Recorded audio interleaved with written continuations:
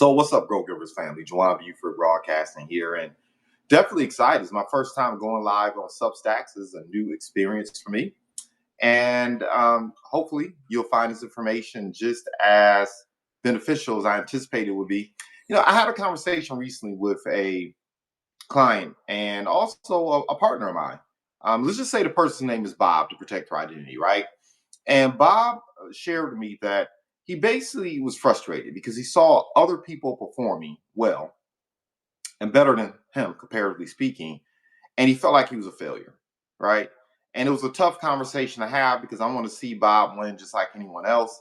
And when you have a close relationship with someone, sometimes you're tempted to not necessarily give them what you need to give them, right? Sometimes you just want to be a friend. But in this particular instance, I said to myself, I'm not going to simply be a friend. I'm not going to massage or just try to assuage Bob's concern. But I also want to make sure I give him some real practical feedback in terms of how he can level up in his business and meet his objectives and goals, right?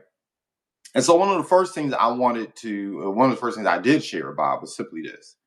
Number one, I had to make sure Bob had the proper perspective, right? I think a lot of entrepreneurs, because of the social media society we live in, it's easy to lose perspective, right? Because people have this facade where everybody's a multimillionaire when that's just really not the case. And I let Bob know that, look, 50% of small business owners fail within their first 5 years. And quite frankly, I think that number is bigger than that because, of course, you have businesses that never file. And then secondly, how about all those stillborn businesses, right? Those businesses that never get off the ground? Not really. And it's simply because people are concerned about their family. They're concerned about their friends, what they may say about them, or lack of support they may receive, right? Just that fear and anxiety of people's opinions of them. And I'll tell you, that kills a lot of businesses right in the cradle. And for me, it's always fascinating, right? People are concerned about the individuals who are going to be the least likely to support them in the first place. I mean, if you start up a business, there's no way in the world that you should expect that you have enough family and friends to keep that business afloat anyway. People spend all their time focused on the wrong people and the wrong thing. Anyway, I digress. All right, so I shared that with Bob. The other thing that I wanted to make sure Bob was aware of is, look, just because you started a business, because you were willing to put one foot in front of the other, you were actually really willing to launch. That is a huge accomplishment because of what I just shared, right? Because most people don't launch. They say the wealthiest ground in the world is the graveyard, right? Because all the dreams and talents that never found expression because people were too fearful, right, to manifest what it is they had inside them and share it with the world. And so I wanted to also assure Bob, and I want to assure entrepreneurs as well, look, you're already winning by just getting started, right? And most business owners who achieve success, who win anyway, is usually on their fifth, sixth, or seventh endeavor, right? Because the learning is accumulative, right? The talent stack, et cetera, et cetera. Anyway, so the next thing I shared with Bob was this. I said, look, Bob, have you been treating your business like a business? Have you been treating it like skilled trade? And I already knew the answer, but I wanted Bob to come to the conclusion himself, right? I wanted him to understand where I was going with this and take inventory himself. And what I would share with entrepreneurs is this. Look, doctors, attorneys, engineers, scientists, professors attend school for years before they, quote unquote, get to the bag, right? Most of them aren't going to get to the bag within their second, third, or fourth year, even once they're completely done with school. And I wanted to put that in perspective. Like, people literally attend school beyond high school and college for another 4, 8, some 10 years, right? Before they can even get in the field and practice, right? And really have the potential, even the opportunity to earn the money they're taking aim at. Skilled tradesmen, they apprentice for years, right, before they are trusted to be in the field by themselves.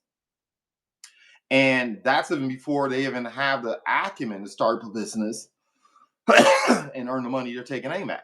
It takes years and years and years, right? If you're working for a Fortune 100, a Fortune 500 company, right? I'm downtown Detroit. And you want to work with one of these companies that are downtown. Most people have 4-year degrees, right, from college. And some have an additional 2 years on top of it, right? You think about athletes, right?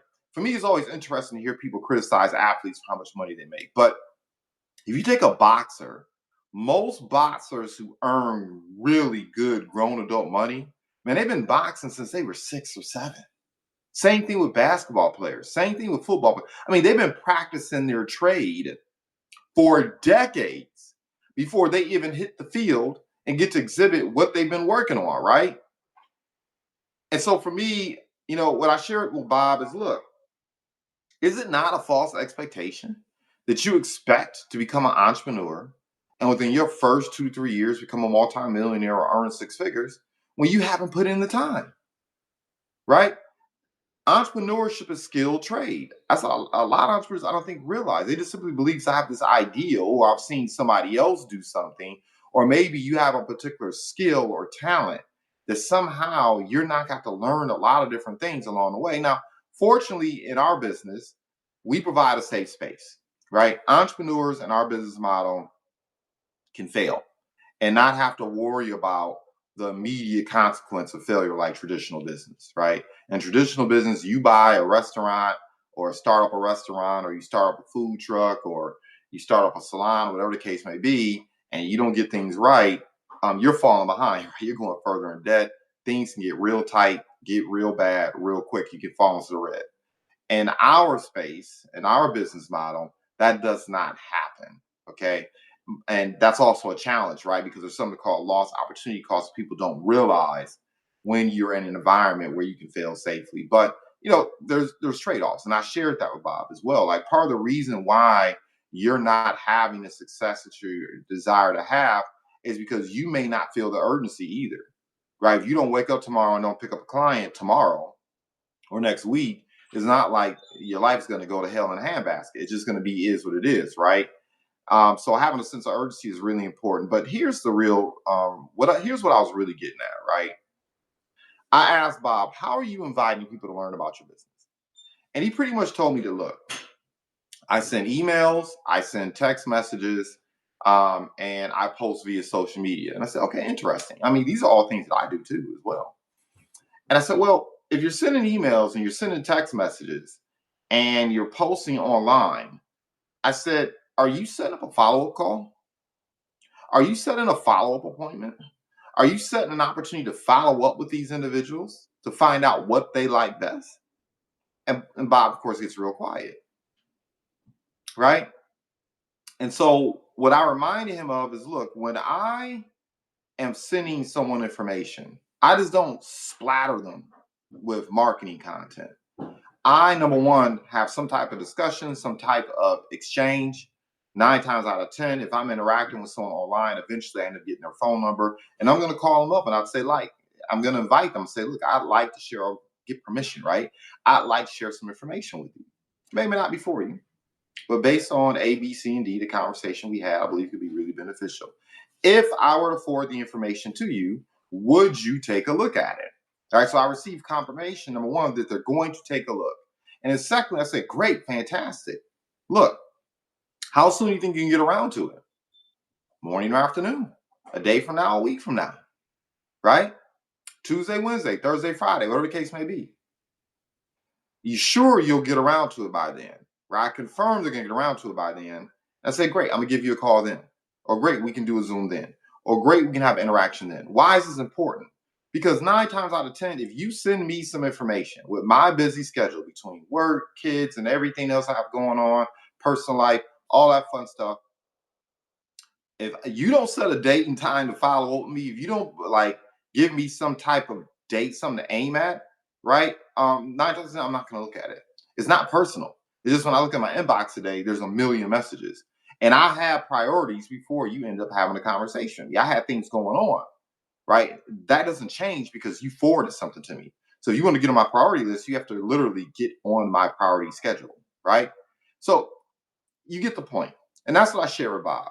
Just that little adjustment, just that little tweak, right, can make the biggest difference in the world. And so oftentimes what entrepreneurs don't understand either, it's just those little things, those little adjustments, right? Because at the end of the day, as an entrepreneur, it's really simple. You're either not doing it right or you're not doing it enough, right? Now, doing it right can be solved. right? Mentorship, seeking out help and guidance, individuals who have already walked the walk and achieved the things you want to achieve. It will take years off your learning curve. Now, I asked Bob, have you been out here just the blind leading the blind? Is that what's been going on? Have you been seeking guidance? Have you been seeking mentorship? Have you been seeking people who can cut your learning curve and give you those little tweaks and adjustments, right? Because at the end of the day, once again, why would you spend 5, 10, 15, even 3 years learning something where one conversation with someone can help you solve for that problem in 10, 15 minutes, right? And the other thing that I think a lot of people don't realize, and I brought this up to Bob as well, is look, there's a lot of content out there right now about being, right? If you just be something, you'll have the success. And what people don't realize is it's not just be, right? When you hear these individuals, these speakers talk about this concept, it's decide, be, do, have. In order to have what other people have, you got to be willing to do what they do. And oftentimes, when I'm talking to entrepreneurs, very much similar when I was having a conversation with Bob, what I find out is that people take for granted, once again, the preparation, right? The experience stacks, the talent stacks, the skill stacks, the wisdom stacks that have to basically be accumulated over the course of time. And these things compound. It's like when you see those images online are real popular, right? You see a kid standing at a window and he's just standing and he's too short to look through the window. And then you see another kid standing on some books, and then the kid can actually look through the window, right? Because they're standing on the books. So what is that? That's accumulated learning. And that's the same thing that's oftentimes required. You got to give yourself time to cook. I guess is what I'm saying. A lot of people don't give themselves time to cook. And you see somebody else winning. You see somebody else getting it in, but you don't realize what stacks they brought to the table. Now, let me tell you something as well, because sometimes when you bring stacks to the table, that can be a double-edged sword. Because a lot of people who have experience and have achieved and have success, they'll get involved in another business endeavor and they just assume they know it all, right? Because they had success in another endeavor. And they bring almost like a sense of pomposity to the new endeavor. And then they're not willing to learn the things they need to learn to go back to school, right? Get in the gym, get in the books, right? Get into the practice and the studies. So that's something to be aware of as well, right? But I'm going to end here. Once again, most people are just not willing to do enough or not do it right. And, entrepreneurship can be very simple. All you really have to do at the end of the day is do what other entrepreneurs do to have what they have. Now, look, obviously, the environment changes over the course of time. The atmosphere may change, right? We know that. Tactics may change, but strategies don't change. The bottom line is the human mind, since we started standing upright, has not evolved that much over time, if not at all, right? So a lot of times the same strategies that have worked are going to continue to work. And the other thing that I think about frequently when I'm having conversations like what I have with Bob is understanding that the price, right? The price. People want what other people want, but they're not willing to pay that price and do what they did for an extended period of time. Like most of the entrepreneurs I know who have succeeded at a really high level.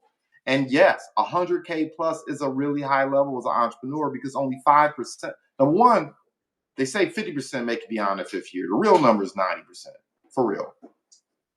And then they say that 10% earn 100K persistently. Once again, it's really more like 5%. It really is. Because once again, most business owners don't file properly. They're not doing whole other issues, elements you got to add to the frame. So I firmly believe only 5% of entrepreneurs really earn. If you're earning 100K plus per year, trust me, as an entrepreneur, you may not be elite of the elite, but you are far above average. You are far above average. And that's the other thing I wanted to put in perspective for Bob too, because while you're sitting here comparing yourself to other people, don't get caught up once again in the social media facades and stories that are out there. Okay. These people are posting their best lives, and it's easy to get caught up thinking everyone's a millionaire. Look, most of those people aren't earning 50K per year straight up. And you need to be aware of that while you're comparing yourself to other people. So don't be distracted by that. And look, I want people to understand this. because I kind of touched on consequences, because there's this back and forth conversation about balance, and I'm going to tell you right now, if you are looking to achieve on a very, very high level, particularly if you're looking to become a multimillionaire, there are going to be periods in your business where there's no such thing as balance. Okay, and let me just put that out there. But that's really not the point that I'm looking to make. The point I'm looking to make at the end of the day is decide what success means for you. Stop looking at what other people have and what other people are doing. If all you need to achieve and live the life you want to live in terms of having food, a roof over your head, if you want to have enough to take care of a kid and you're living in some small town somewhere, 50K might be enough. That might be what success means to you. That may be all that's required. Maybe you need 100K, maybe you need 250K, but stop basing what's success and what's required for you to be happy based on other people's lives. They're living their lives. Live yours. A question I ask entrepreneurs all the time is simply this. If there was a safe in your basement or in your living room, and you could take a certain dollar amount to sustain the lifestyle that you'd be okay with. Look, I'm not saying that okay means Steve Bezos. I mean, you would be okay with, you'd be able to take care of your family, keep a roof over your head, take a vacation every now and again, have some nice things all again. Rarely do, when individuals are honest with me, do they say 250K or 500K or a million. Most people say, you know what, I can get by off of 80. I can get by off of 70. I can get by off 100. That's what most people share. Some people, if they're really being honest, I've heard people say, I can get by off 60, right? After tax, right?